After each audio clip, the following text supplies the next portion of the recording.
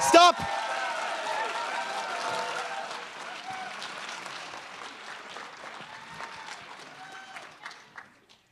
Let's try again. Can I get a round of applause, please? Stop! Great. Our first talk today is Sam Kitajima-Kimbrel with You're Not Facebook, and That's Okay. All right. Hi, everybody. This is the condensed version of a talk I gave on Friday, which is called Bowerwords of Technology. Video is already up if you're interested in catching it. Hi, I'm Sam. I work at Twilio. We are not Facebook either. We're still pretty big, but not that big. I like to open this with Cal Henderson. Most websites are not in the top 100 websites. Turns out if you do the math, all but 100 of them are not. Cool. This is Uber's new data storage architecture, schemaless. It's really fascinating reading, but under the hood, it almost certainly looks like this. They have a team of 12 engineers whose full-time job it is to support schemaless. You don't.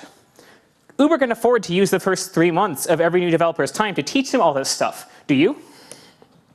If you caught Andrew Godwin's talk this week, distributed systems are hard. The mental overhead of dealing with all that stuff slows your developers down. And if you don't have a lot of developers, this costs you a lot.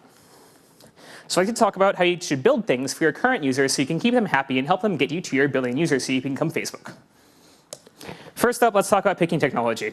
Databases, web frameworks, metric systems, JavaScript frameworks, you can find OSS for just about everything. Older tools, in this case, are often better. They have stood up to the test of time, and every scar that they have from battle damage is something you don't have to relearn. On the flip side, make sure it has current maintainership. Look at the commit history. Is it being maintained by people who are not the company that wrote it? Apache Foundation projects are really the gold standard here. Hadoop, Lucene, Kafka, ActiveMQ, Django even, right? Not Apache, but it has its own foundation. Cool. Security. How many CVEs have there been for the project? Were they patched? How quickly? How hard is it going to be roll updates if you have to, right? Are we talking about bumping a pointer on your CDN to patch a React hole or deploying your database? Project ecosystem. How extensible is this thing if you have to add stuff to it? Do client libraries exist for your languages of choice? Are people talking about it on Stack Overflow? Can you find help? The out-of-the-boxiness, a term comes from Josh Simmons here, or the friction of this thing. What are the first 30 minutes like using it? What does it look like working with it locally? How do you test against it? Documentation. Are there docs? Are they up to date? Are they comprehensive? Are they discoverable? Do support contracts exist? Are there consulting companies? If your Postgres instance dies at 1 a.m. and your backups are corrupt, you're going to want help. And finally, look for licensing landmines. The GPL is not compatible with the App Store, as it turns out. You can also talk about, let's talk about infrastructure as a service. There are companies out there that build hosted and paid solutions for just about everything. Everything you can pay somebody else to do is something you don't have to build and maintain yourself. And remember, there's a double cost here, right? First, what do you lose by not having that thing tomorrow? And second, what are you giving up from your feature roadmap because you're paying one of your own developers to build it for 3 months? All right, that's technology. How do you run your team? We have a problem as an industry with on-call.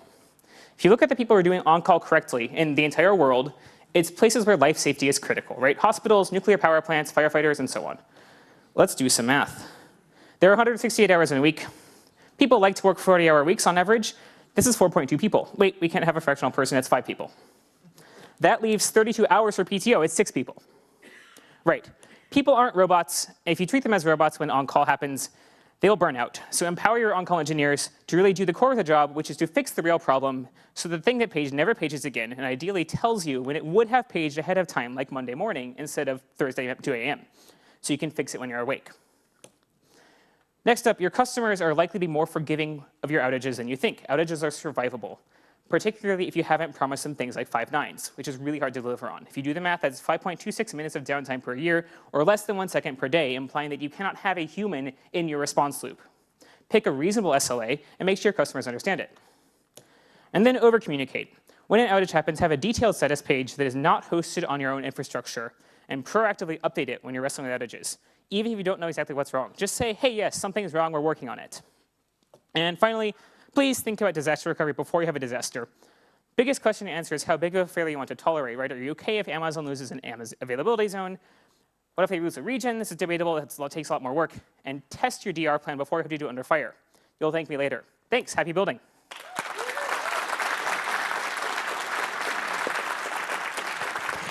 Yeah. Okay, so I'm down here because of my mic and having issues with that, so I'm not going to waste too much more time. Evan Kohilas, can you get on deck? But first, Jason King.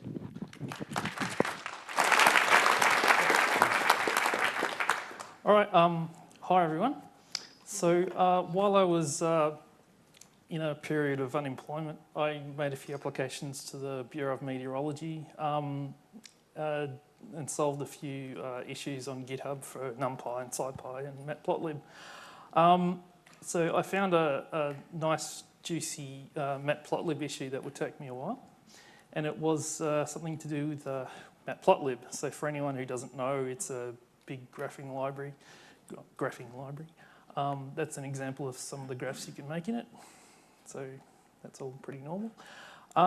This is what Matplotlib is composed of at the moment. So there's something like 119,000 lines of Python code. There's a bit of C, C++, and other such files there.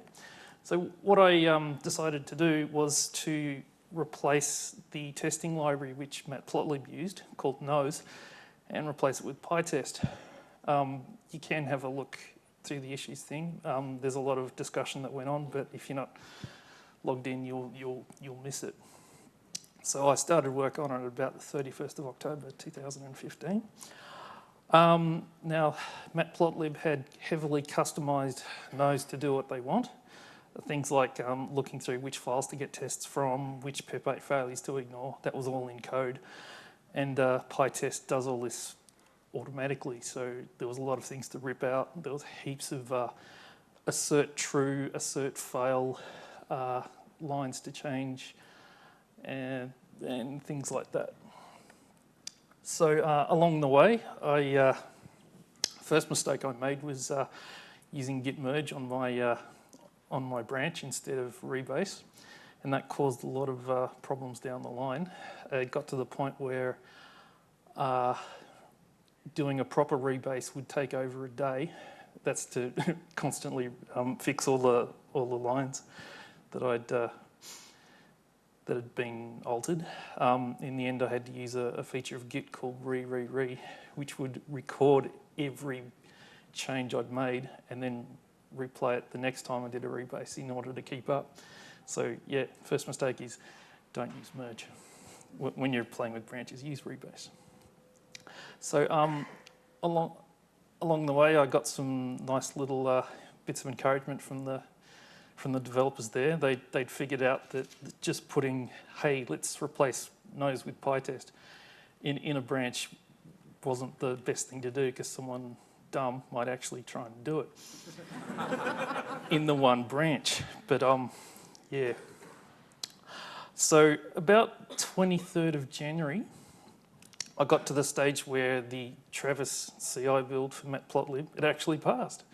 And I was happy with that, because that was like 3,500 tests. Unfortunately, one of the main devs spoke up and just said, yeah, you're missing about 1,500. So that was, oops. So what we'd figured out later is that Matplotlib is dynamically generating a whole bunch of tests. Nose could pick it up because it was, that's how Nose works. It must be looking in the global namespace, but PyTest would totally ignore it. And we got to the point where I couldn't actually proceed. And the quote down the bottom is pretty telling. The whole thing had to be done in one go, and I couldn't just break it up into pieces. So, 1 minute. Right, so this is pretty much what happened at the end. Things had fallen out of date a bit. It's too large even to review. And they'd broken it up themselves and put it into smaller parts. So in the end, my attempt was 1,175 lines added, 1,555 lines deleted, 69 changed, files changed, 174 commits over about 4 months. And yeah, my mistake was trying to do all this in one go. If it ends up being too big, you need to arrange with the developers to have it cut down, otherwise it may never get done. So be careful. Thank you very much for that cautionary tale. Russell Keith-McGee, you are up on deck, please. But first, Evan, who's going to talk about his rubber snack. Hello. Hi, my name is Evan. So last semester, I studied at UNSW and I did a security course. The security course required that I do a something awesome project, which just means do something awesome, whatever you want. And I went, okay, I like Python. I want to make a rubber ducky. What is a rubber ducky? It's just a malicious USB that enters commands into your computer. So I got a Pi board. I coded something up. And now I'm going to apologize in advance. You might see that there's a task manager. That's because there's no off button. So you press the button, and it does this. Yeah, there's two scripts there. One is to play music, and the other is to continually press up volume. And then it downloads this.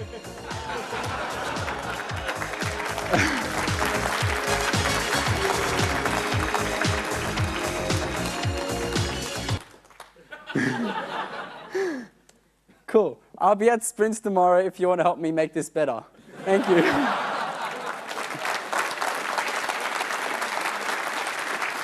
So I think you and Paul should talk to figure out how to make that work on phones as well. William Brown, you're up on deck. Russell Keith-McGee is in the process of getting his stuff onto the screen. I'm going to delay because that previous talk was quite short. Oh yeah, I've been reminded by Daniela that Africa.python.org is a new site that's been launched today. It's a pan-African Python community site that is being used to encourage the Python community in Africa to be cohesive. I encourage you to tweet about it. Their Twitter handle is AfriPy, I believe. And yeah, so feel free to tweet about that website and tell everyone how absolutely fantastic it is. This is the first big Python event that's happened after the site's been launched, and we'd like to spread the word. And now Russell. All right, thank you very much, Chris. Hi, I'm sure everyone in this room obeys the testing goat, does lots of testing of their code, and many of those of you who do will be using a commercial service for continuous integration.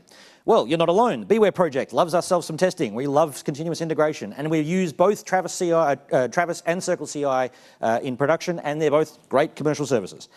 Unfortunately, we are a troublesome bunch of bees, and our CI needs are slightly unusual. As a result, commercial services, it turns out, aren't a good match for our needs. Firstly, our test suites can be extremely long. Depending on the project, we may need to start over 10,000 Java or JavaScript virtual machines in the process of testing the software. And we need to run the tests on multiple versions of Python. That takes time, but it is also very easily mass parallelized. Commercial services, though, won't let you do that. Secondly, our CI usage is very bursty.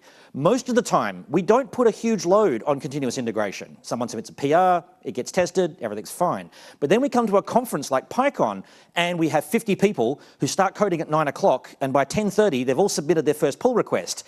We have literally broken Travis with the load that we throw at them during a sprint.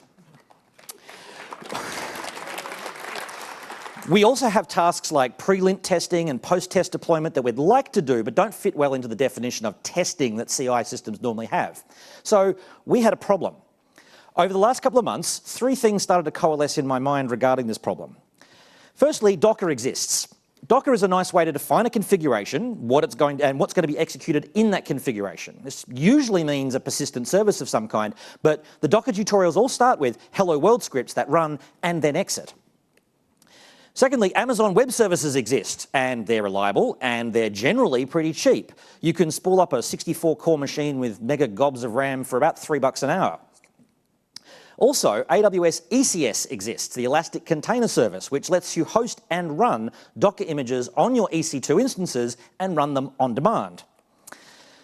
With those 3 definitions, continuous integration effectively becomes run a Docker container as a service triggered by GitHub pushes monitored by a background task.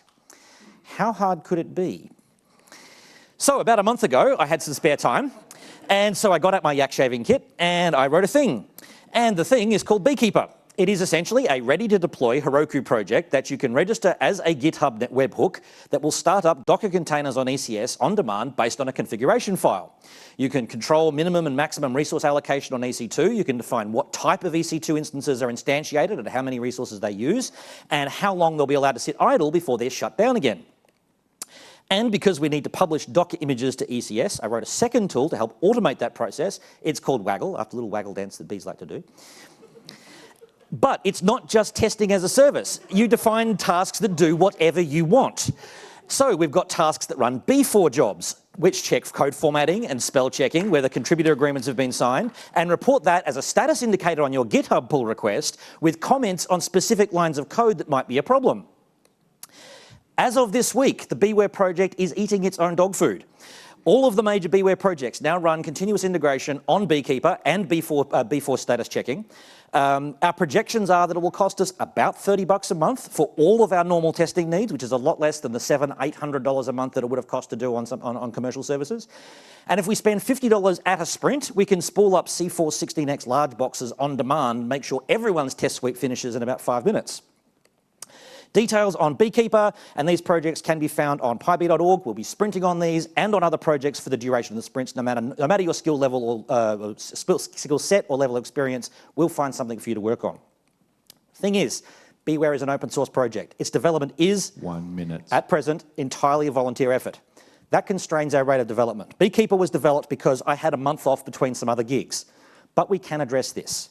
For $10 a month, you can join the Beware project as a financial member. If I can find 1,000 people in the Python community who would like to see more tools like Beekeeper or anything else in the Beware suite on iOS and Android and mobile and all the rest, and would like to support their development financially, I could start working on Beware full time. If I can find more than 1,000 people, then we can do a whole lot more. Our donors are already helping to pay for stickers and challenge coins and hosting costs for Beware. If we had more, we could sponsor paid internships or have more regular in-person sprints.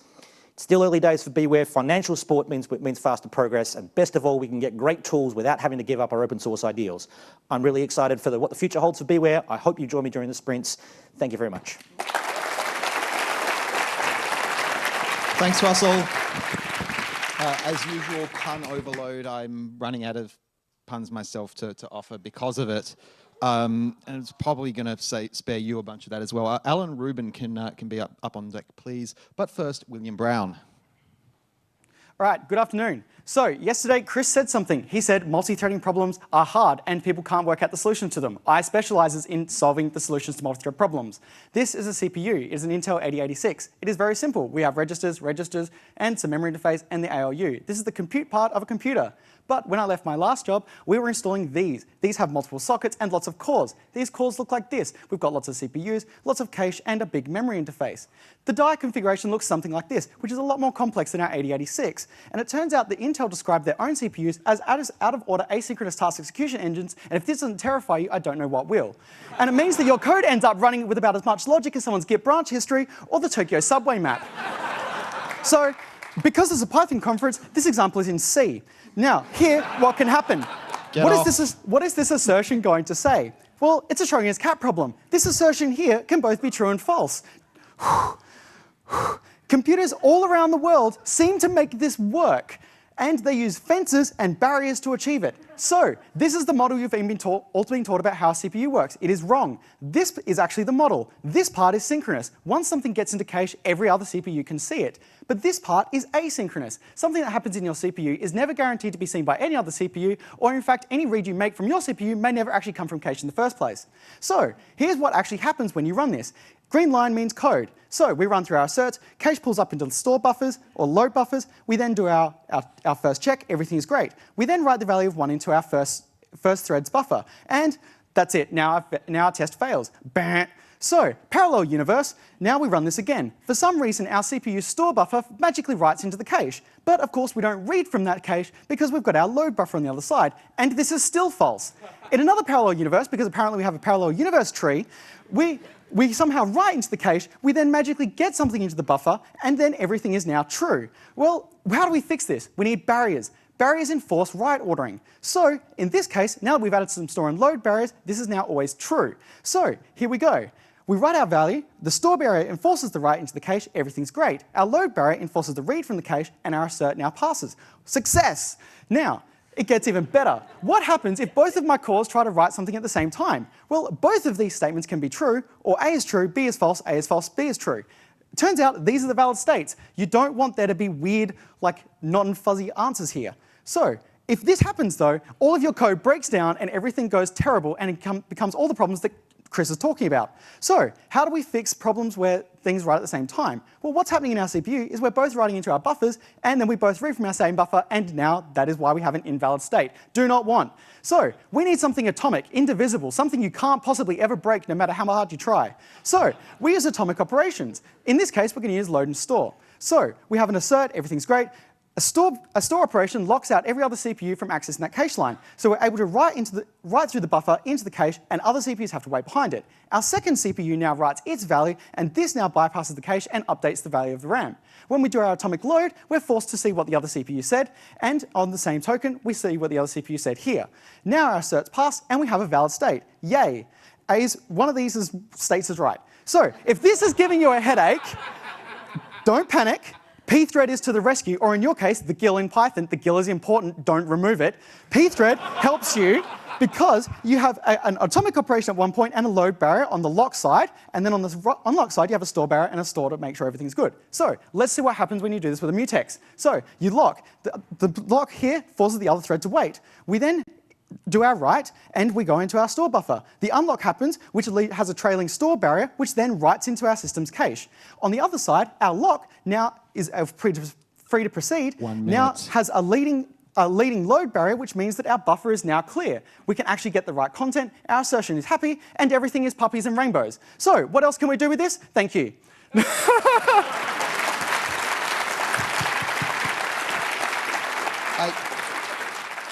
Did you say parallel universe? Like you're just talking about concurrency? Yeah, that's my job. Yeah. Up on deck, we have Malcolm Ramsay, but first, Alan Rueben joining the dots. Okay. Hi, I'm Alan. I'm a computational biologist. Last year at PyCon Australia, I was talking to Fiona Tweedy, pictured here, and she observed that while there are many researchers at PyCon, most of them are from the sciences, like myself, and very few are researchers from the humanities. So we thought, this is not great. How can we make digital humanities researchers feel more welcome at software conferences at places like this? And so the answer that we came up with after talking to some other people who were happy to throw us something to do was to hold an event. So what kind of event were we going to hold? Well, the answer was, let's find something that everybody has in common. So what does everybody who's doing this kind of research do? We all do data visualization. And so we thought if we brought a whole bunch of people from a whole bunch of different backgrounds together to talk about the what of data visualization, the how, and the why of data visualization, and talk about how we do things and how we tell our stories, that it would be a really productive and creative time and everybody would really get a lot out of it, because we all only sort of look at our own data visualizations in our field and not what other people are doing, and maybe they've solved some common problems. So almost exactly 1 year later, we are holding this event, Joining the Dots, the art and science of data visualization. We have a website. It's going to be at the Walter and Eliza Hall Institute of Medical Research, which is where I work. So PyCon is where the PyCon thing is, and then the red dot is where that is, so it's not too far. So most of you who are local know this as being right across from Melbourne Uni. It's a full-day event. It's catered. We've got a keynote by the amazing Deb Verhoeven. We're going to have a really diverse program, lots of different kinds of people from lots of different areas. We have wonderful sponsors, including Linux Australia, and also the professional societies for bioinformatics and computational biology and digital humanities are supporting us. So I think it's going to be really great. And it's not just for academics. We are going to have presenters who are also from outside academia. Everyone who's interested in data visualization, hearing stories from researchers is welcome. Registrations are open until Friday, and I hope that some people who are here want to come along. Thanks. Thank you very much. Thank you. Zac Hatfield-Dodds, are you good to go yet? You are? Cool. Get up on deck then. But first, we have Malcolm Ramsay with how I... Your slide doesn't agree with what your card says. No, whatever. Okay. I changed It says how I almost reinvented Solarized. Hi, I'm Malcolm, and I am a computational chemist because no one seems to actually know what that is. I'm doing a PhD on this thing. Basically... Is that a koala? No, it's a two-dimensional shape because 3 dimensions is hard. I check a bunch of them in a simulation, shake it up, and I want to see what happens because I don't know. So I can try and visualize it like this, but that doesn't really give me much. It just looks like a white screen with some squiggly lines on it.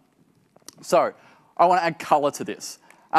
So I can encode the rotational information of my molecules using color, and something like that. Problem is, like, half of it looks really bright because it's like the blues and the reds come out really bright, and you can see them easily, and the other colors are, you sort of miss them. So what I want is something that's like perceptually uniform, looks all the same across. So there's all these like C-Lab sort of stuff, and you can do these complicated maths, or you just import Seaborn and use their color scheme instead, because, you know, Python. So that's really cool. And so what I do, you get a visualization look something like this, which is great because it looks basically the same across, and you don't notice these weird shapes that aren't actually there. And you also get to see lots of order. Like, it's pretty obvious that that's ordered, but, you know. And so you can also do really cool things. Because you know what it looks like, you can also make things go away and make shapes. See? The bits that I want to see, they're there. And then the rest of it, you can fade that into the background. So when we're syntax highlighting, we want the important bits to be easier to see, and we want to group the light things together. Hey, that's just what I've done, right? So what happens when I put it in a light color palette and get 7 of them? Wait a second, that's like exactly Solarized color palette. That's it. Thank you. And I feel like 3/4 of all research is inventing people that everyone else has invented, but, you know, thank you for doing so anyway. Daniel McCarthy, I think you're up on deck. But first, Zac. Welcome to my 5-minute version of a 1-hour talk from Thursday. There will be less demonstrations, there will be less interaction, but you still get quite a lot of content very quickly. I'm talking about how you can go very quickly from nothing to reliable code without spending too much time writing tests. Contact me on that stuff if you're interested in hearing more. This is a talk about trade-offs. Fast, cheap, good, pick 0. If you're good, pick 1. If you're very lucky, pick 2. If you say you can pick 3, I don't believe you. But remember, a trade-off is the best case. We're after the optimal case, and if you think about it, there are so many more non-optimal cases you could be in. There's probably somewhere you could improve. So I'll be talking through 3 case studies to show some different ideal states that you might want to go to. The first, not all code is reusable. Dirty secret, but it's true. Prototypes, experiments, data processing stuff. I work at a university, so I do a lot of things and see a lot of code that should never, ever be reused. The trick that I've found is to focus entirely on the problem domain. Think of it as executing operations, not writing software. I love strongly, high-level, really, really opinionated languages, which will make you know that there is only one right way to do it, and you'd better do it that way. The trick here is it really only works for code which will have one user who is the developer. It is not for distribution. This is an example. I make maps of a lot of things. This is like an 800 megabyte file loaded over some protocol that I don't really understand, but I don't care about, because I just go open data set. I then discard the attributes because they're too long to display here. You get a data set. You can then plot it. In this case, you select the variable, cut off the poles because ice is uninteresting, take the mean along the time dimension, transpose latitude and longitude, and plot it as an image with a robust color map in 1 line. This would be a big script with NumPy and Matplotlib. The second category is smaller apps and experiments. You're not writing stuff for the space shuttle, but you want to get something out the door reasonably quickly. You've got some concern for bugs, regressions, etc. You might be working in a team or you might not, but there's a good chance that someone else will read it someday. Version control. Please tell me you all use version control. Yes? That's one person here. Thank you. Automatic tests. Does anybody write tests? Yes. Excellent. I hate writing tests, but I do it anyway. My favorite thing here is static analysis. It's like writing tests, but without writing tests. So there's a tool that used to be called PEP8. It's now called PyCode style. There's MyPy if you're doing static typing, which we heard a talk about earlier. I like to keep the default settings even if I don't like the default settings. It makes it easier to get set up for other people. And you can, well, frankly, as I learned, I discovered a lot of things I thought were false positives weren't. Again, if you're doing these, using these tools, write a Travis file, start using CI. It's really easy. My classic case study is I get this sort of 3D data, or I used to, 20 billion points or so in 3D space with colors and positions, and we try to turn it into a map in the lower corner which just has a dot for each tree with its height, whether it's green. If it's brown, it's dead. Biologists like knowing when their trees die. And then once you've done this stuff, you're working on a library, you're doing something big, you have real users now who actually care about your code. You have to remember that this is a trade-off. You'll move slower, but that's okay. You can write more tests, write any tests. You can review things before merge. You can do pair programming. You can write documentation, also great talks about that. An attitude that I've found useful is to treat process errors. 1 minute. Treat human error as a bug in your process. If something went wrong, that meant that you had a bug because something was allowed to go wrong. It should be impossible to misdeploy something if you have a script that does it for you. I like to advertise Hypothesis. It's a property-based testing library for Python so that instead of testing specific examples, you can test randomly generated thousands of examples of particular kinds and assert a property that should hold true for all of these. So in our toy example on the front page, you say, given a list of floating point numbers, which is not empty, so you don't divide by the length of an empty list. Don't do that, zero division error. And it doesn't include infinities, because infinities are awful, and it doesn't include not a number, because they're awful as well.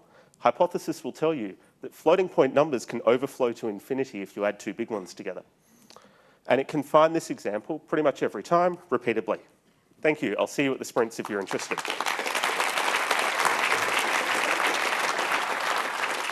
Thank you very much. Lilly, Ryan, you're up on deck. But first, Daniel, who's going to talk about Hexapod and MicroPython. Hi, I'm Daniel. I study IT and engineering. So basically, I decided to build a Hexapod for a few reasons. So Hexapods are cool. Wanted to learn about IK and sort of gate algorithms. Plus, it's a good excuse to sort of 3D print stuff. So if anyone doesn't know, so an IK algorithm is basically, okay, if you have a robot, for example, with an arm or whatever, so you have a bunch of joints, and you take Cartesian coordinates and you transform that into the joint angles that you need for the arm to get the arm to move to those coordinates. So that's basically that. Okay, so why did I use, okay, so I've used MicroPython to basically write the, well, I've used Python on an ESP8266 to,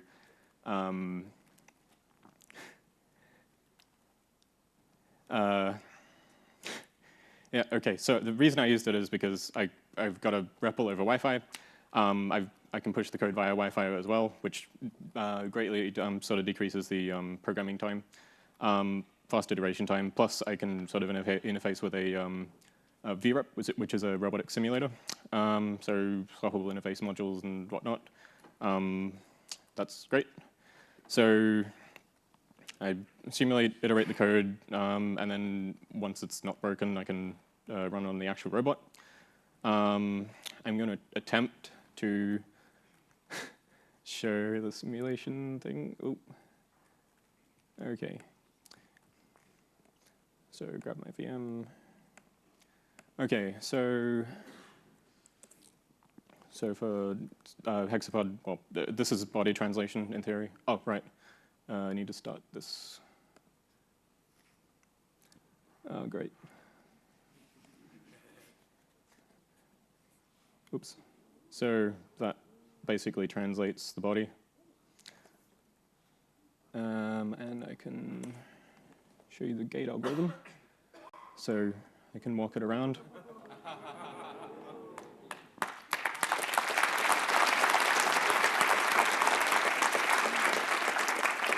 So if I head back to my presentation. So, okay, this is block diagram. Will this work? Right, yeah, okay, different resolution, blah, blah, blah. Oh, great. Got to go all the way through. Okay, so block diagram. So I'm running C code on a small microcontroller, MicroPython on 8266, and my controller is also written in Python, but could really be written in anything. It's just going over the Wi-Fi. So the reason I'm not hooking directly to the ESP is because I don't have enough outputs for the servos. Okay, So this is video of the real thing, just sort of walking around. So that's basically under control via Wi-Fi. There's a little ESP8266 node MCU board sitting on the front. And yeah, that's about it. OK, thanks. Thank you very much. It's amazing to see how far the embedded system space in Python has come over the last few years. Up on deck, we have Jeremy Rothstein. But first, we have Lilly Ryan with bananas.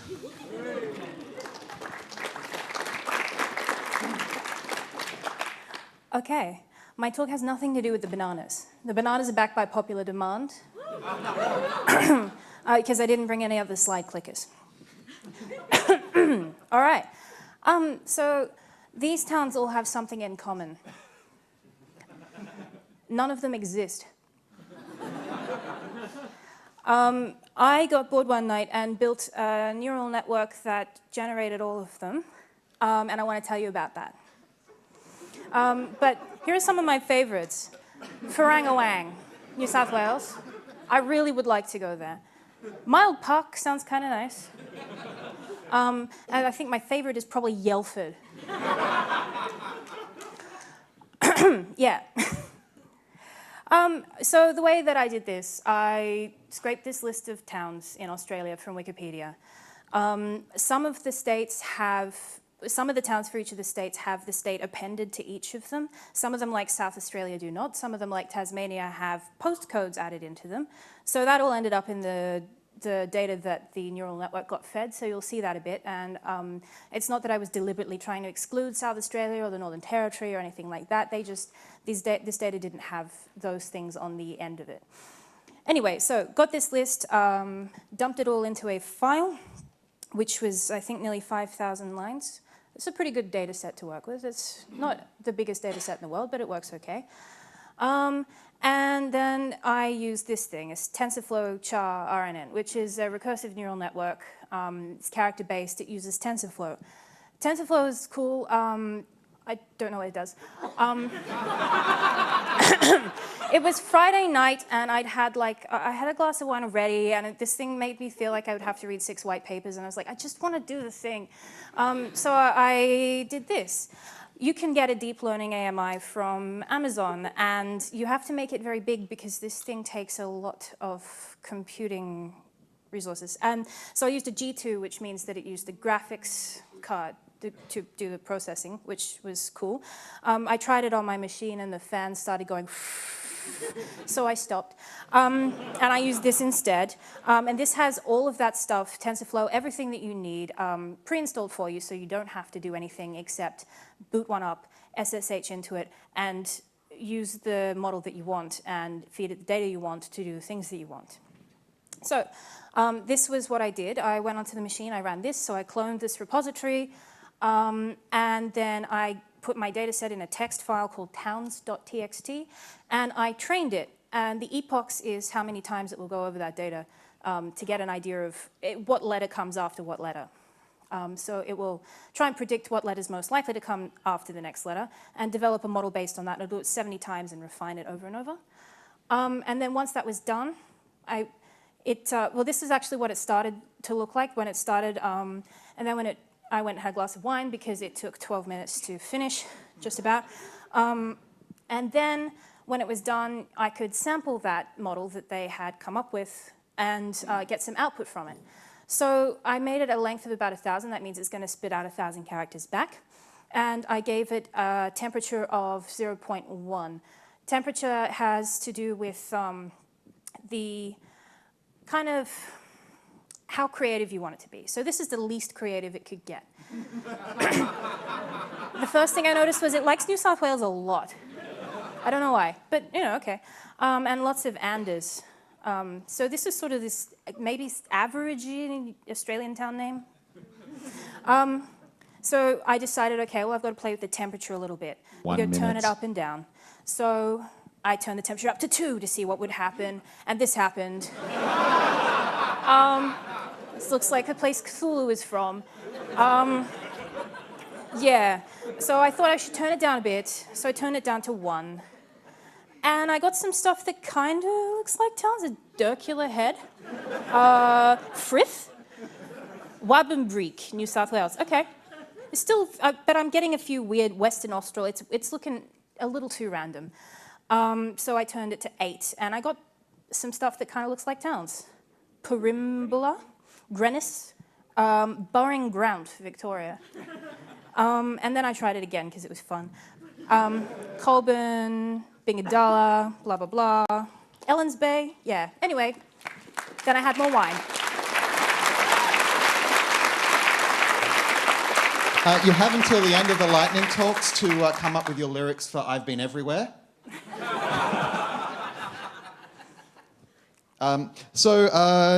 Yeah, handwriting people, Narek Moon. Yeah, if you can get up on deck, please. But first, Jeremy Rothstein. G'day, everyone. My name's Jeremy, and I'm a mockoholic. Although I've been clean for a while, you know the saying, once a mockoholic, always a mockoholic. So I've come up with a 5-step program to help in my recovery.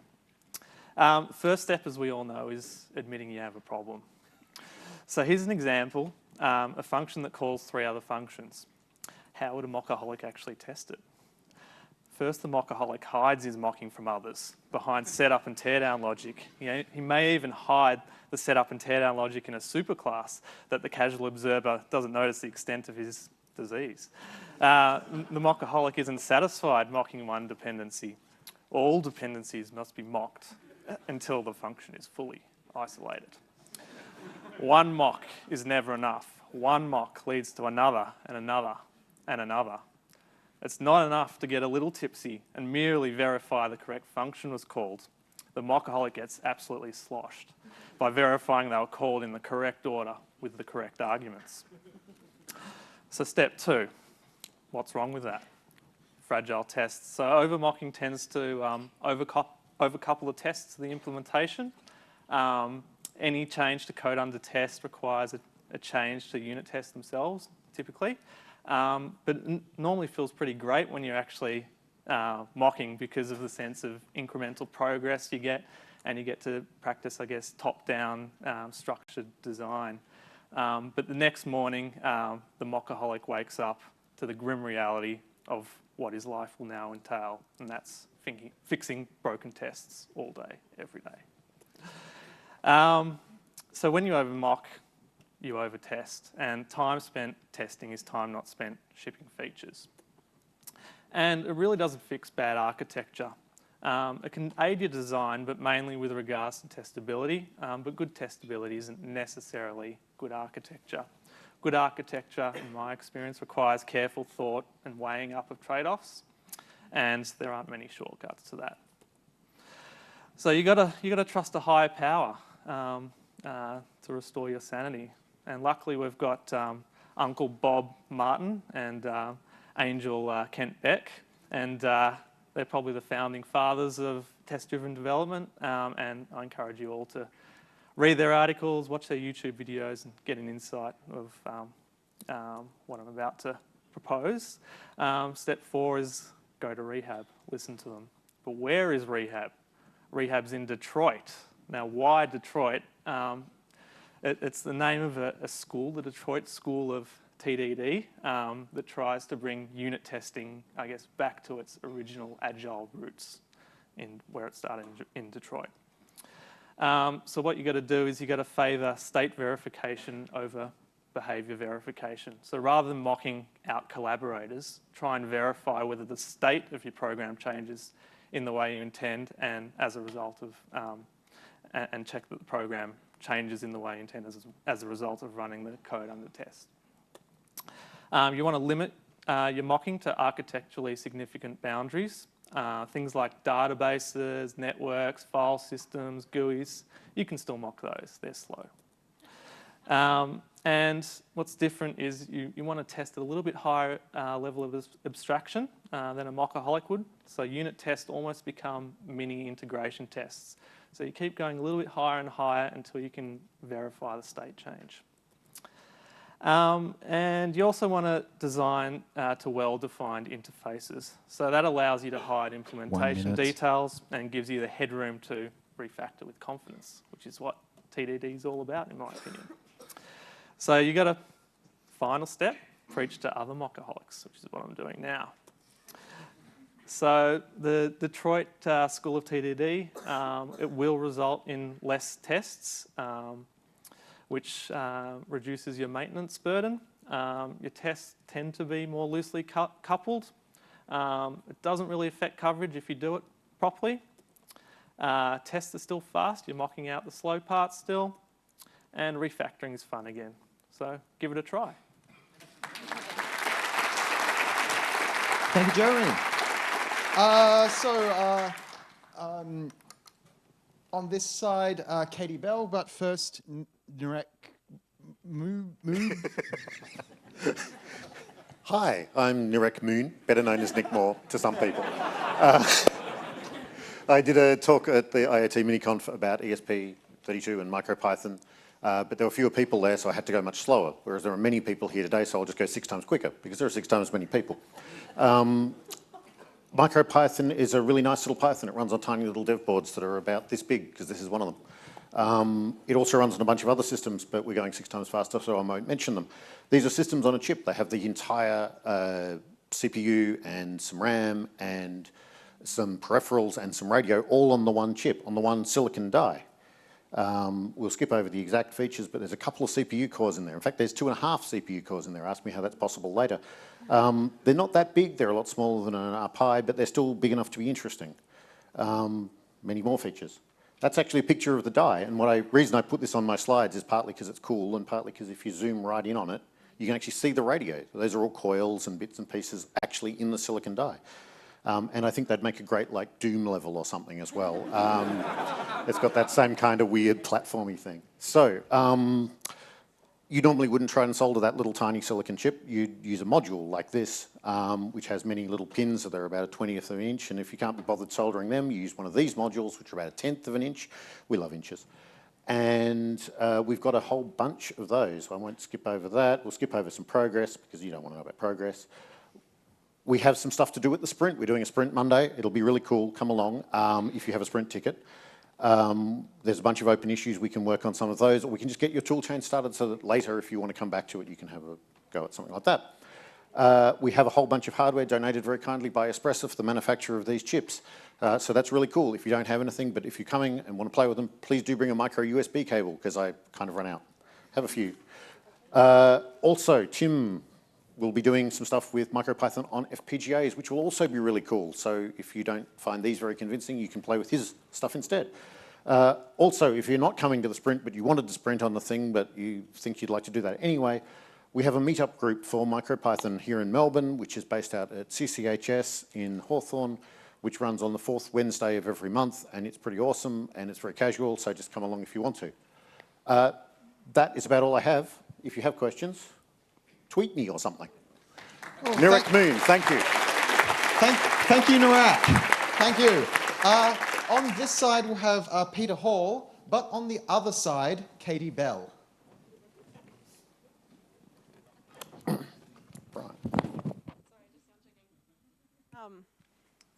Hello. For the record, Tim, this is exactly what you think it is.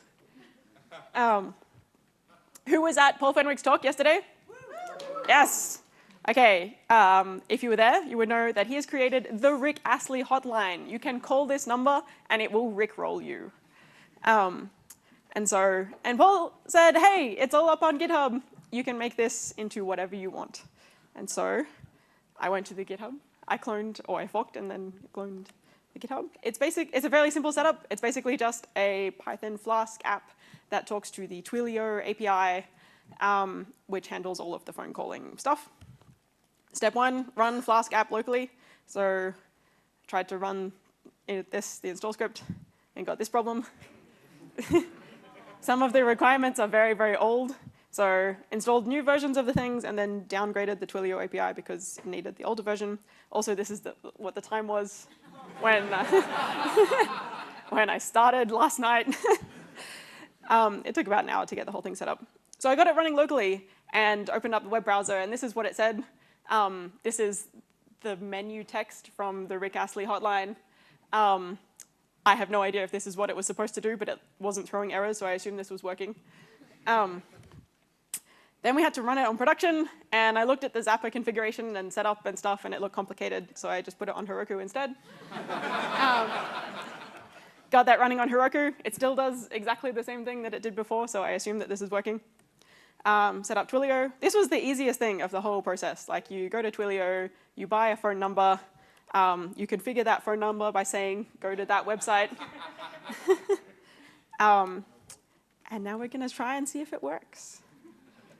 So I didn't want to use the Rickroll song, so I chose a song that I think is perfectly suited for answering the phone.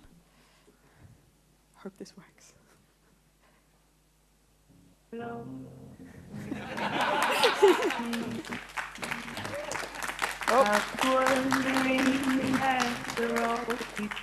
So if you don't recognize it, this is Adele in really terrible phone quality.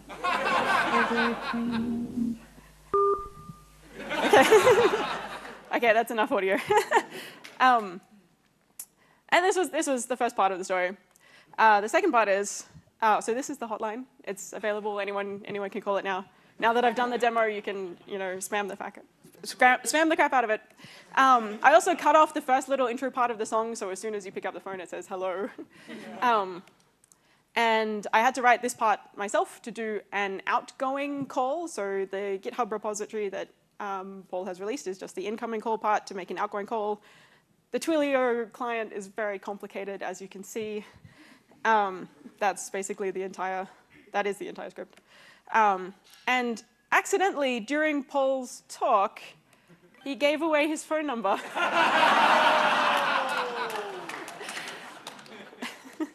And I apologize that my phone's accelerometer didn't notice that it was sideways. So the video is sideways. This is what happened when I tried to call him today. He didn't recognize the number and just hung up.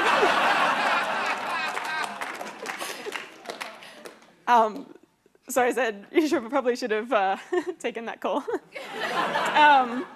And so we have another video. This one is in a different format.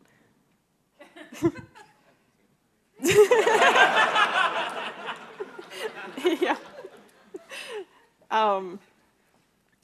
Yep, he seemed to enjoy that. Joke success. 1 minute.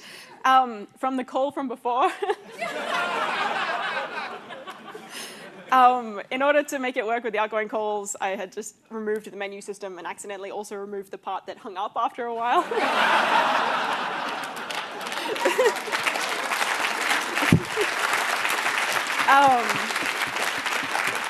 So in case you want to know what the number is, this is the number again. Yep, that's all. I assume the next... Just one more thing. I'm accepting requests for other hello songs that we can add into the system. Yes, Cat Empire has been suggested. Yeah, Lionel Richie. What's the time? Okay, we've got time for one more. Peter Hall, take it away. And Richard Jones, get up on deck. That was an excellent question. What is the time? Hi, I'm Peter.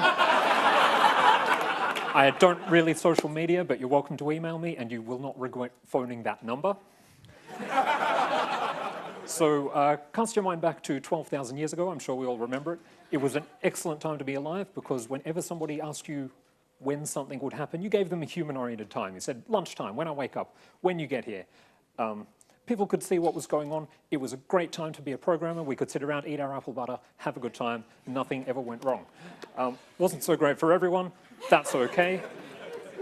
And then churches came and ruined it for the rest of us because they needed to tell people when to worship, and those people might not be standing close enough to go, ooh, priests are nearly ready, we better go in.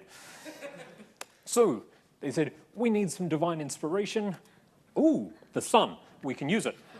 So they came up with a very simple system for deciding exactly how to describe what time it is.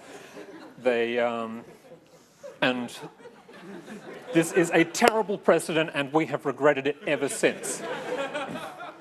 It did work pretty well until 1830. When we made the first ever intercity railway, the Liverpool and Manchester Railway, you could go 35 miles in just a few hours. And if you've ever done any mathematics in high school, you're going to recognize this type of problem. And the answer is, it depends. When you say 12 o'clock, do you mean premonitory time? And no, I mean Sacramento time, because that's where the railway company's headquarters is, and they publish all their timetables in that one. So you want the answer in Reno time, right? No, I'm in Melbourne. What do I care about Reno time? Tell me the answer in Melbourne time. Is this confusing? No, it's not. Actually, yes, it is. So in 1840, they picked up Greenwich Mean Time and said, we're going to use that. And people called it railway time. It was wonderful. In the UK. In the USA, it was not so good because people can't handle having one time zone and different times meaning different things in different places. So they came up with 1 hour time zones. So all you had to do was just add a number of hours to convert between things unless you live in any of the various places where that does not apply.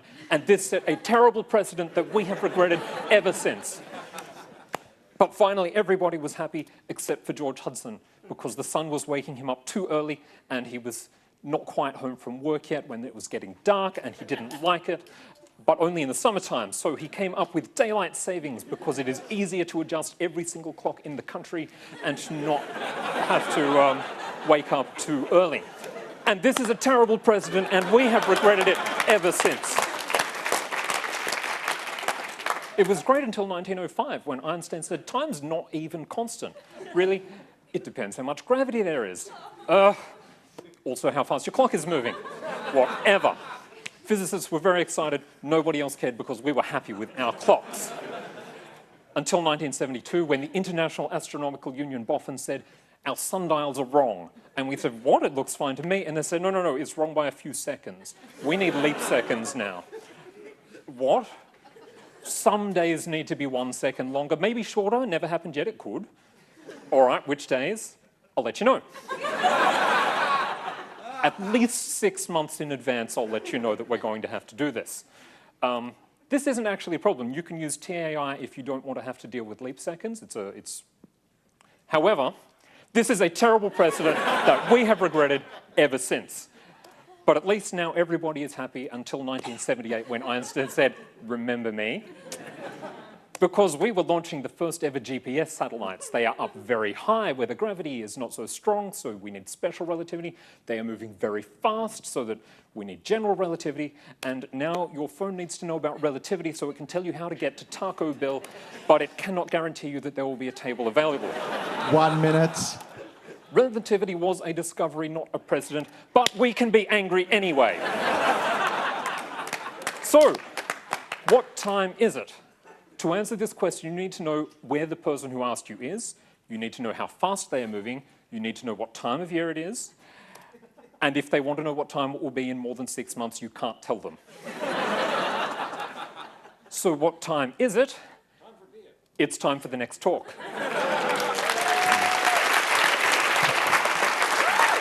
And that, Peter, is all the time we have for Lightning Talks today. I would like to thank all of our Lightning Talk presenters from today's Lightning Talks. They have been fantastic. Please give them a round of applause.